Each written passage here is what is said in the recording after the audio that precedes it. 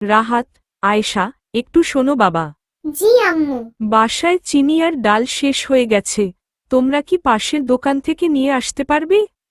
অবশ্যই আম্মু, আমরা এখনই যাচ্ছি। ঠিক আছে, কিন্তু মনে রেখো, দোকানে সালাম দিবে, লাইনে দাঁড়াবে, কারো সাথে খারাপ ব্যবহার করবে না, আর টাকা ঠিকমতো গুনে নেবে।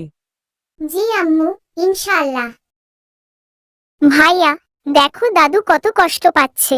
হ্যাঁ, চলো সাহায্য করি। আসসালামু আলাইকুম দাদু, আমরা কি সাহায্য করতে পারি? ওয়ালাইকুম আসসালাম বাবা, ব্যাগটা একটু এগিয়ে দিলে ভালো হয়। আল্লাহ তোমাদের মঙ্গল করুক। আমিন।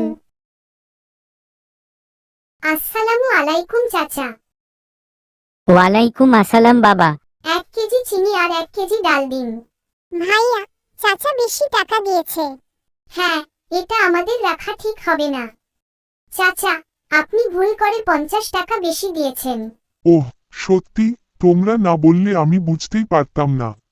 আমাদের আম্মু শিখিয়েছেন অন্যের হক নেওয়া হারাম। খুব ভালো শিক্ষা পেয়েছো তোমরা। আল্লাহ তোমাদের ভালো রাখুন। এসেছো বাবা, সব ঠিকঠাক হয়েছে। জি আম্মু, আমরা জিনিস এনেছি।